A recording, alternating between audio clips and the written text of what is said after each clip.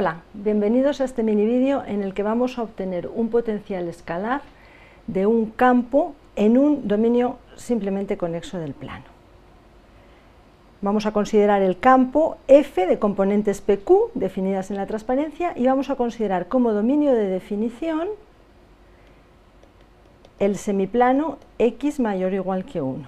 Es interesante observar que este campo F está definido en el plano perforado, es decir, en todo R2 menos el origen, pero nosotros nos vamos a centrar en el semiplano X mayor o igual que 1, que es evidentemente un dominio simplemente conexo, y por tanto sabemos que una condición necesaria y suficiente para que F admita un potencial escalar es que la derivada parcial de Q respecto de X coincida con la de P respecto de Y. Vamos a calcular estas derivadas. La derivada parcial de Q respecto de X es un cociente, derivamos el numerador respecto de X 1 por el denominador sin derivar, menos el numerador por la derivada del denominador respecto de X, que es 2X, por lo tanto 2X cuadrado, partido por el denominador al cuadrado. ¿Vale? Por otro lado, la derivada parcial de P respecto de Y, lo mismo, derivamos respecto de Y, el numerador, la derivada del numerador respecto de Y es menos 1, paréntesis, denominador, X2 más Y2, menos el numerador sin derivar por la derivada del denominador respecto de Y, que es 2Y por Y, 2Y cuadrado, partido por el denominador al cuadrado.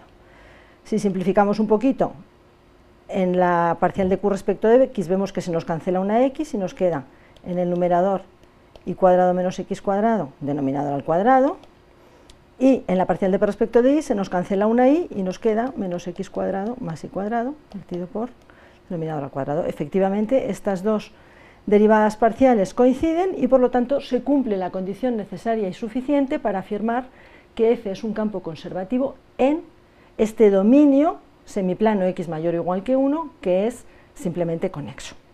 Pues bien, vamos a calcular un potencial. Una vez que ya hemos visto que este potencial existe, vamos a calcularlo. Vamos a calcularlo de dos formas distintas. En primer lugar, vamos a calcularlo integrando en una línea poligonal que esté contenida en el semiplano X mayor o igual que 1. Sabemos que el camino entre el punto fijo 1, 0 y un XY variable es irrelevante a la hora de calcular el potencial, es decir, que podemos definir phi como la integral a lo largo de esta línea poligonal. Parametricemos en primer lugar el segmento horizontal. Llamemos R1 a la parametrización. R1 de t es igual, vemos que la primera componente varía entre 1 y x y la segunda componente es constantemente igual a 0. La derivada de esta parametrización es el vector 1, 0. Mientras que una parametrización de el segundo tramo de la línea vertical, tenemos que la primera componente es constantemente igual a x y la segunda componente t varía entre 0 e y. Y la derivada es el vector 0, 1.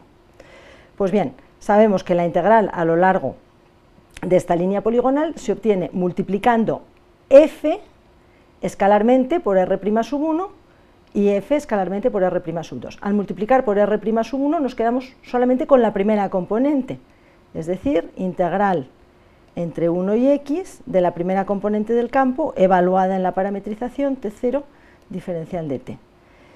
Al multiplicar el campo f escalarmente por R'2 nos quedamos solamente con la segunda componente q, entonces tenemos la integral entre 0 e y de q evaluado en R2, evaluado en R2, que es xt diferencial de t, ¿de acuerdo?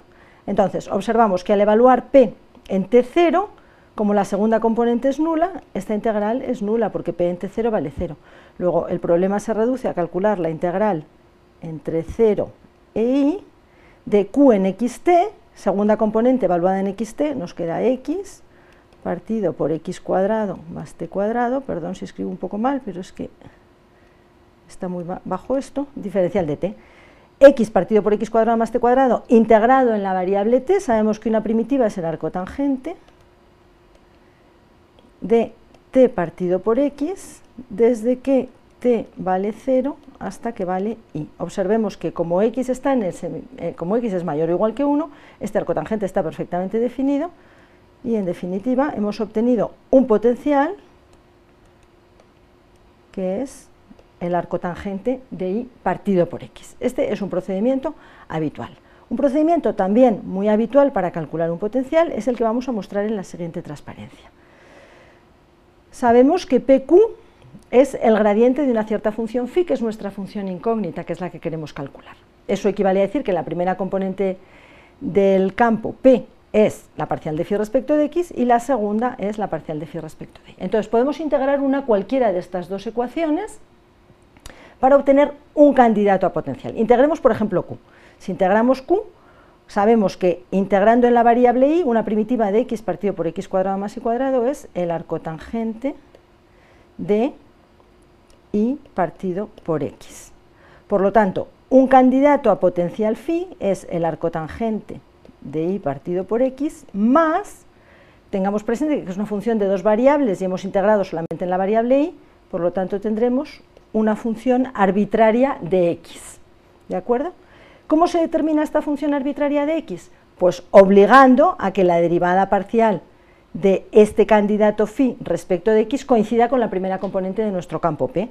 Derivamos parcialmente y ¿qué nos queda? La derivada del arcotangente, o sea, parcial de phi respecto de x. La derivada del arcotangente, 1 partido por y cuadrado partido por x cuadrado más 1 por la derivada de y partido por x respecto de x, que es menos y partido por x al cuadrado, más la derivada de g.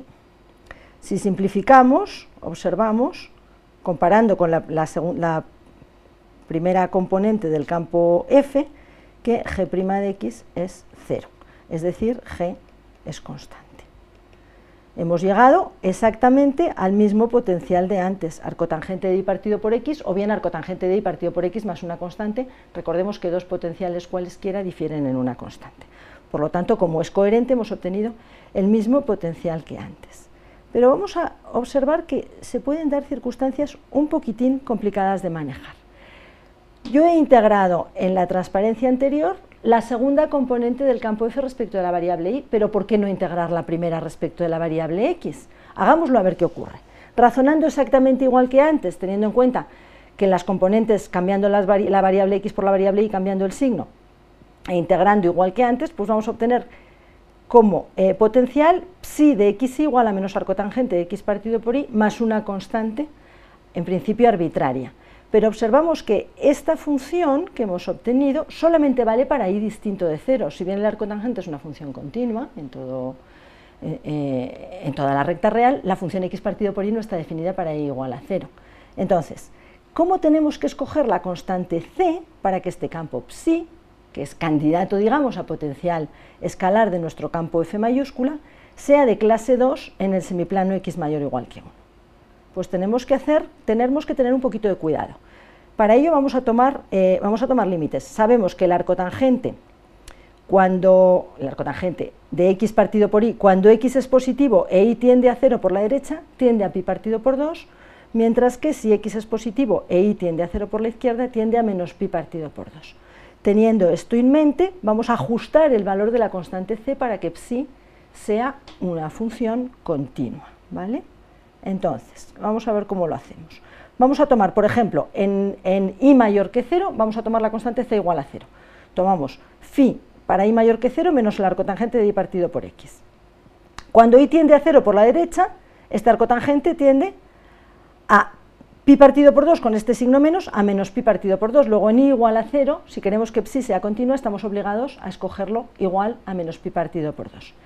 Y por otro lado, para y menor que 0 también queremos que sea continua, es decir, que el límite cuando y tiende a 0 por la izquierda de esta función psi tiene que ser también menos pi partido por 2. Ahora bien, como este arcotangente cuando y tiende a 0 por la izquierda tiende a menos pi partido por 2, con este menos de aquí nos da un más pi partido por 2, para que el resultado sea menos pi partido por 2, tenemos que tomar la constante aquí igual a menos pi, ¿de acuerdo? O sea que esta función psi así definida es también un potencial escalar de nuestro campo f de partida y tiene un aspecto ligeramente distinto a los dos potenciales que hemos encontrado antes. Por eso nos preguntamos si se da algún tipo de paradoja. ¿Hay algo aquí que no encaja bien? Pues bien, ¿qué tiene que ocurrir con dos potenciales de un mismo campo? Si dos funciones tienen el mismo gradiente, sabemos que su diferencia tiene que ser constante, ¿de acuerdo? Entonces, fijémonos, el arcotangente de y partido por x más el arcotangente de x partido por y, si x e y son ambos distintos de 0, o bien ambos, o el cociente es positivo o el cociente es negativo, porque entonces si el cociente es positivo, esta diferencia es constante igual a pi partido por 2. Como nosotros estábamos con x mayor o igual que 1, suponemos aquí y mayor que 0. Si y es mayor que 0, x es mayor o igual que 1, esta función es una función constante y su valor es pi partido por 2, mientras que si y es menor que 0, esta constante vale menos pi partido por 2. Si nos fijamos que el primer miembro es el potencial calculado por el primer procedimiento y el segundo miembro, cambiado de signo, es el que hemos calculado para i mayor que 0 en el segundo procedimiento, concluimos que efectivamente